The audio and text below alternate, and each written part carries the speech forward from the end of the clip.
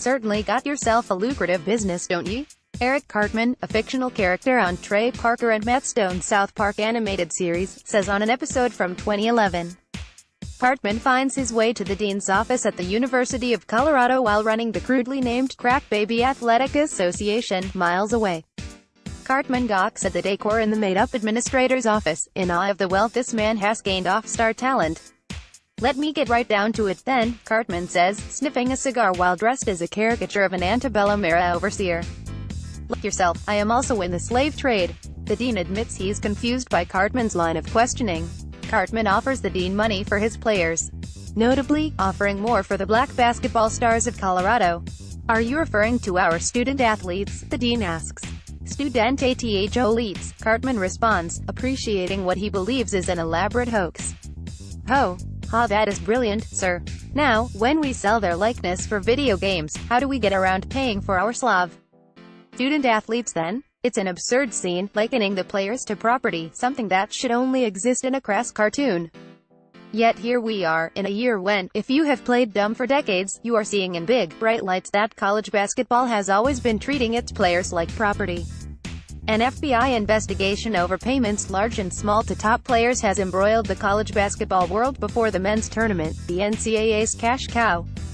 It turns out money has always been finding its way to star players, though not nearly as much as they deserve. The allegations were met with faint surprise. As much as the investigation should reflect poorly on the NCAA, college athletics remain untouched. And as always, we are ready and more than willing to watch poor kids entertain us, so much so that American work productivity every March amounts to more than $6 billion in lost corporate dollars.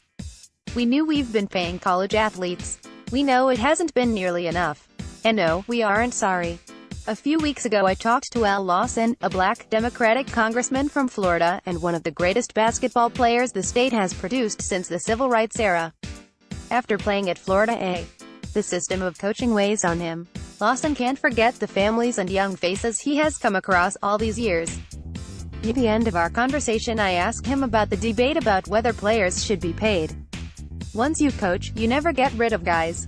You never forget their families." Lawson told me, "I had to raise money to bury one of our players. They call from time to time when they have problems. That's what the NCAA needs to consider. What's gonna to happen to these guys later in life that made billions for you?" This is the part where I tell you that providing an education for players does not equal the money they are owed, especially in this system, in which the NCAA is generating more than $1 billion from TV money and ticket sales, almost all of it from March Madness. This is a key difference compared to other major sports. Labor is even more valuable in basketball. There are fewer players in the sport, which means fewer good players, and it should mean bigger individual payouts. And however this FBI investigation was carried out, it should make the NCAA happy. By focusing on the money that players took, it effectively criminalized labor without judging the college system.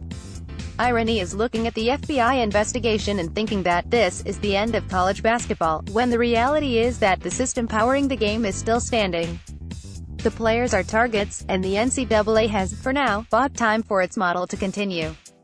The good news is that, maybe, this is a sign that there is a future in which players are fairly compensated.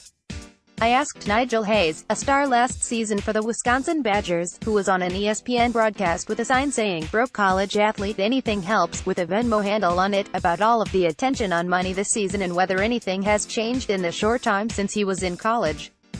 "If anything, it's strengthening the case that they do," Hayes said, answering whether fans want to watch college basketball when they know players are being paid. Things will start to implode and the system itself will blow up just based off the necessity of college athletes needing to be paid, and all the hypocrisy and contradictions that the NCAA stands for will be exploited. People are paying them because if the players are good you are going to watch it, Hayes continues. The kids are good. The kids deserve to be paid and people are gonna watch it.